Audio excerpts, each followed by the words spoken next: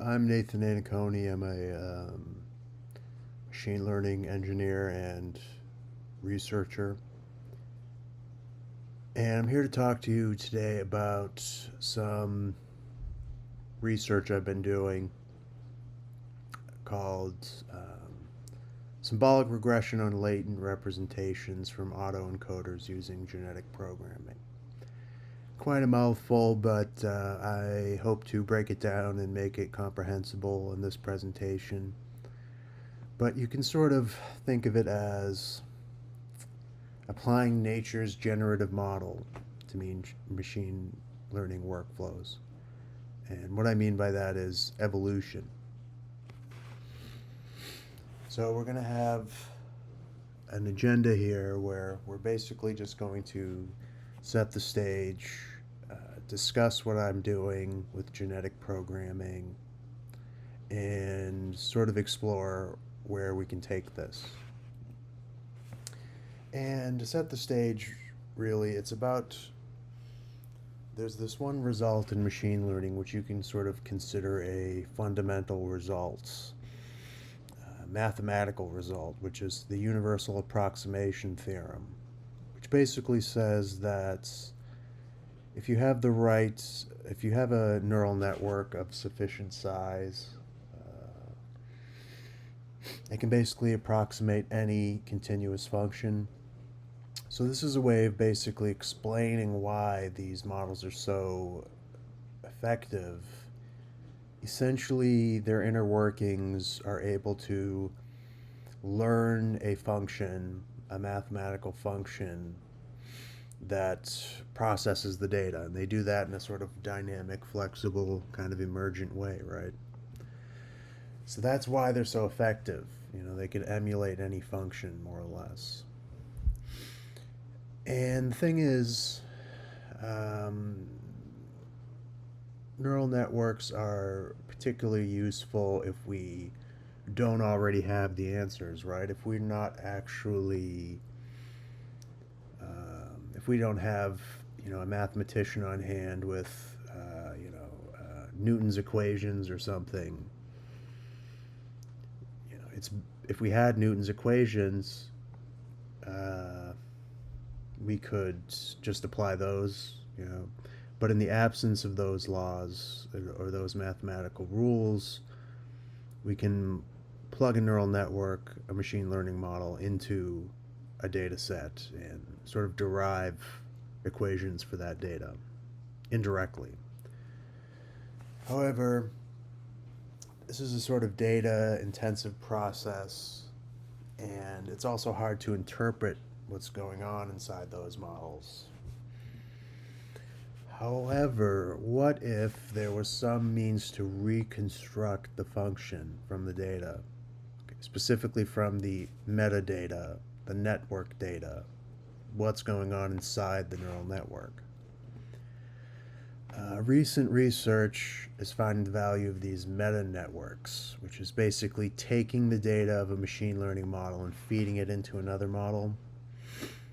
Essentially, we're taking a chain of models and we refine their outputs. So there is a particular architecture called Autoencoders, which effectively is getting quite popular today. It's used in, I believe, BERT, so it's used in a lot of, Google uses it for a lot of things. They might have invented it, actually. Anyways, this will take a neural network sort of raw data and encode it into what's called a latent representation, which is sort of a dimensionally reduced kind of concise representation of the data, which it then will decode and reconstruct. And this is how it sort of learns what's important about the data. It'll take the raw data and then kind of compress it down. And then if it can produce a good output, then clearly it has done its job. So this is where I sort of had my thought. What if we took those latent representations and used it to try to sort of reconstruct equations in line with that approximation theorem. What if we could actually discover the function that's approximated, right? There's a search space. We know that the network's internal state approximates the function. Could we sort of go a step further, maybe, and actually find the ideal equation, the needle in the haystack?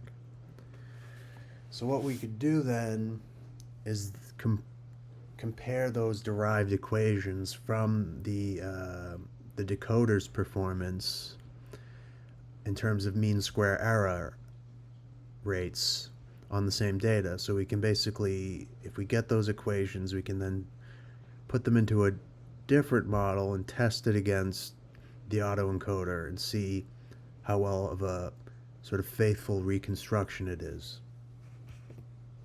In effect, we're taking those latent variables and casting them into equations. So here's where genetic programming comes in, nature's generative model, evolution. It's a particularly powerful but kind of messy approach that I think is being kind of slept on with this new AI boom. People aren't connecting the dots that evolutionary algorithms is potentially very promising for generative AI. Essentially, they've been around for 40 years, but I smell an opportunity here with generative AI. They could, and this is conjecture, in fact, they do prevent an entirely different approach to fine-tuning, okay? So, the selective mechanisms, the sort of generational pruning that they do is a form of reinforcement learning, okay? It's just done in a different form. And it could potentially, and I'll get into more detail later, yield promise with synthetic data generation. Okay, so genetic programming, there's something to it.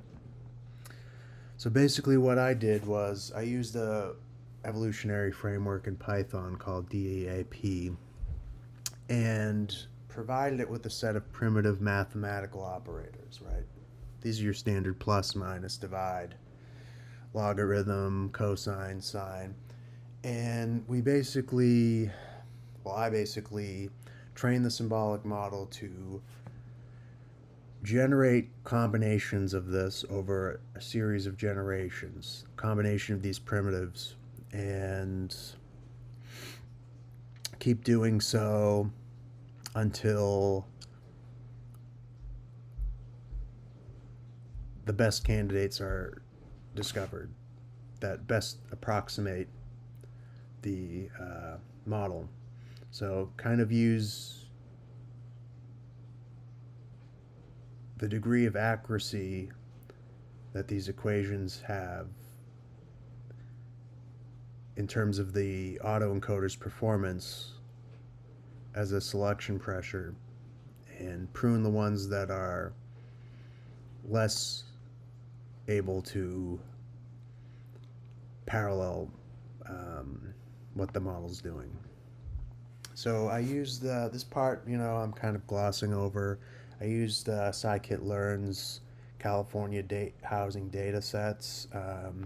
It's kind of arbitrary. I just chose it because it's a well-maintained library native to scikit-learn.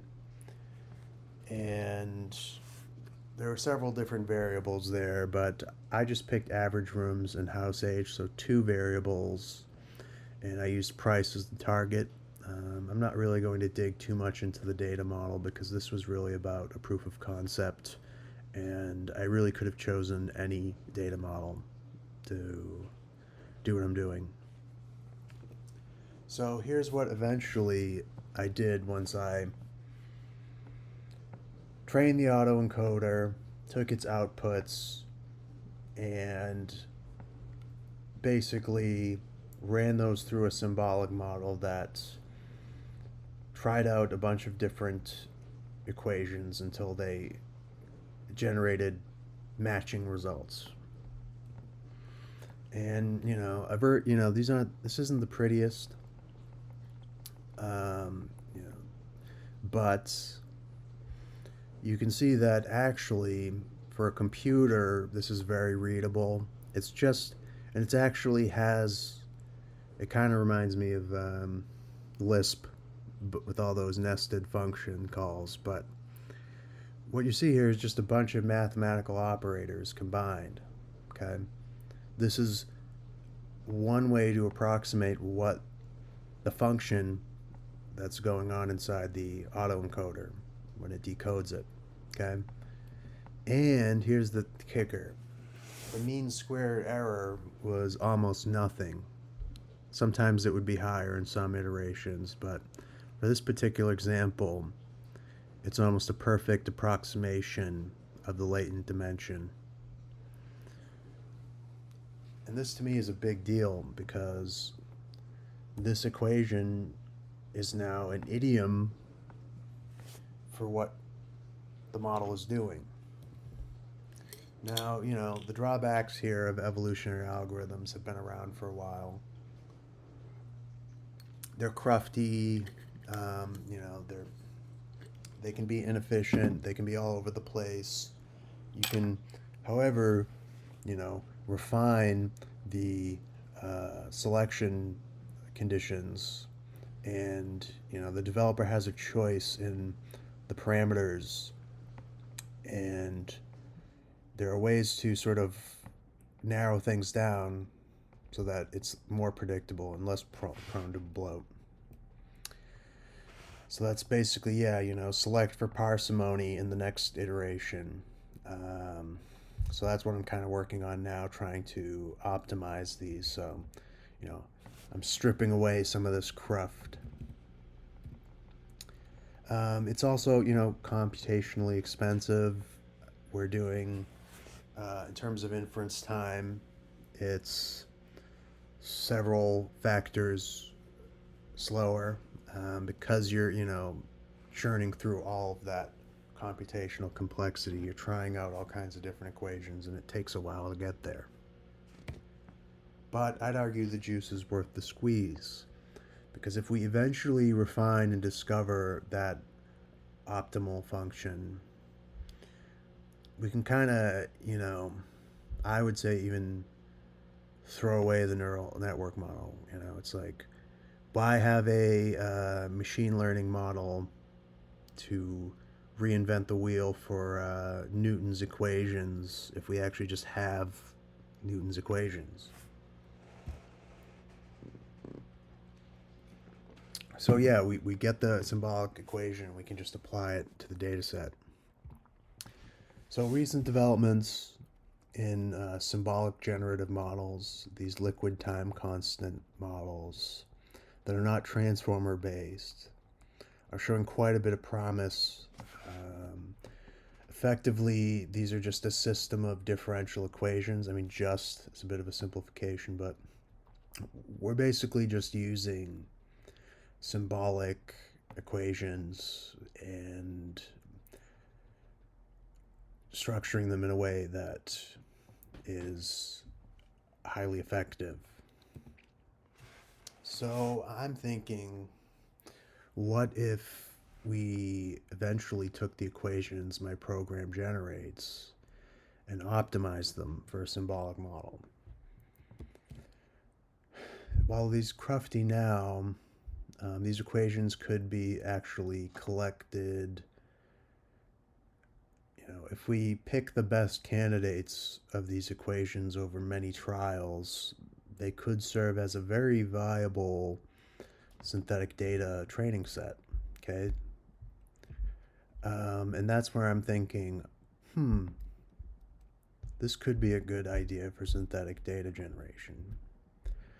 So, we could even bootstrap a model on its own data by combining the sort of semi-random data mutation aspect and the selective pruning aspect, and basically to semi-chaotically transform the data in order to bootstrap a model on its own data.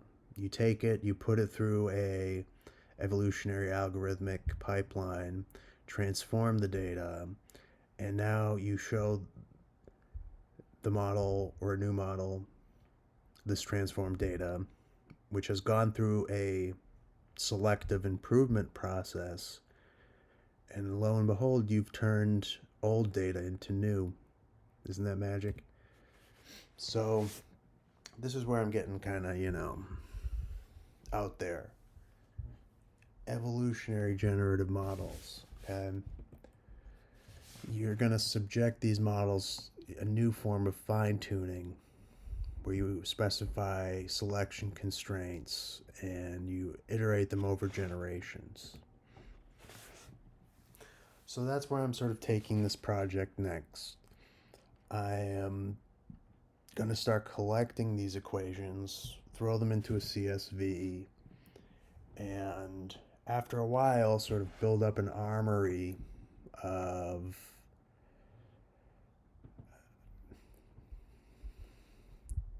effective approximations of the data set, the original data, and narrow these down further and further refine them, and probably maybe do other types of analysis on them and different forms of symbolic regression.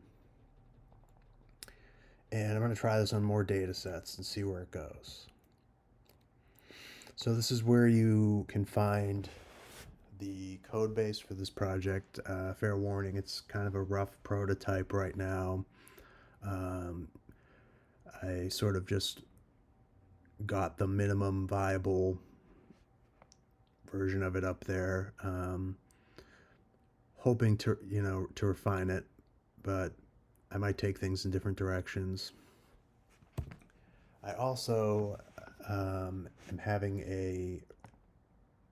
writing a research paper that is preprint now. I have to get endorsed by someone to put it up on archive.org.